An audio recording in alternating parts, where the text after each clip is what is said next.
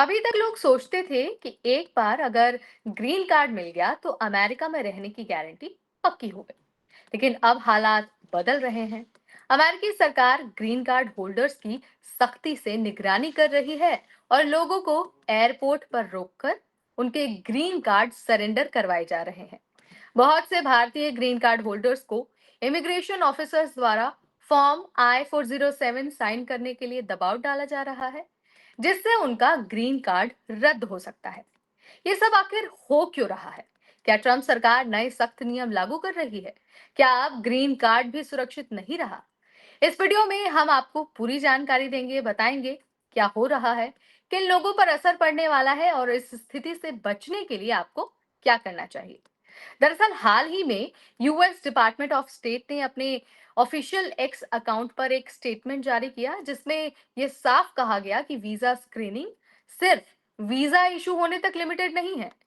अब अमेरिका में green card holders और वीजा होल्डर्स पर लगातार निगरानी रखी जाएगी और जो भी इमिग्रेशन नियमों का उल्लंघन करेगा, उसका वीजा कैंसिल किया जा सकता है और उसे डिपोर्ट भी किया जा सकता है। ये कड़ा रुख डोनाल्ड ट्रंप के फिर से राष्ट्रपति बनने के बाद ही लिया गया है, जो पहले से ही सख्त इमिग्रेशन पॉलिसी के लिए जाने जाते हैं।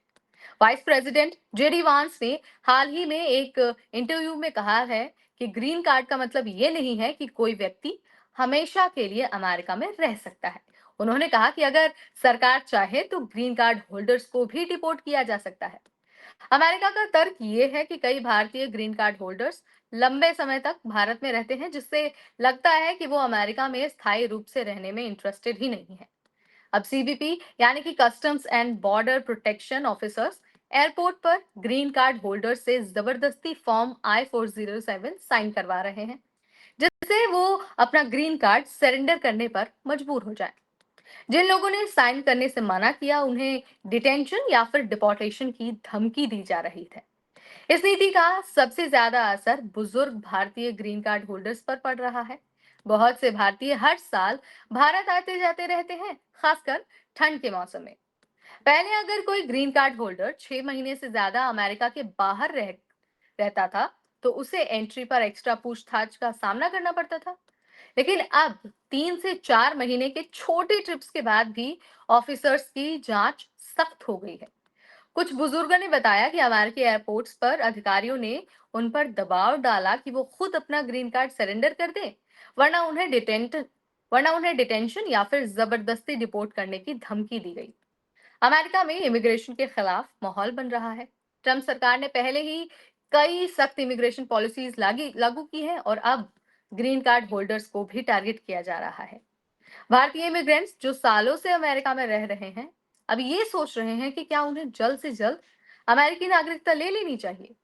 कई लोग अब इस डर में भी जी रहे हैं कि अगर अमेरिका में माहौल और ज्यादा सख्त हुआ, तो कहीं उन्हें भी देश छोड़कर मजबूर ना कर दिया जाए। अगर आप ग्रीन कार्ड होल्डर हैं तो आपको कुछ जरूरी बातों का ध्यान रखना चाहिए। सबसे पहले तो बहुत लंबे समय तक अमेरिका से बाहर नहीं रहना है।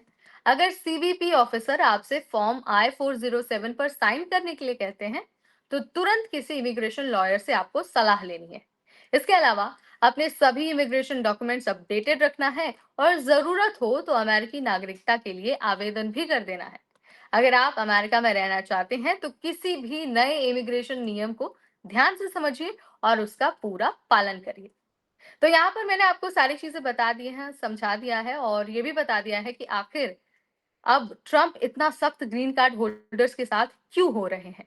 अगर आप इसके बारे में और जानना चाहते हैं या फिर आपका कोई सवाल है, आपके विचार हैं, तो कमेंट के जरिए आप मुझे बता सकते हैं। इस वीडियो में फिलहाल इतना ही। तब तक मुझे यानी नेहा को दीजिए इजाजत। Keep watching NBT take care.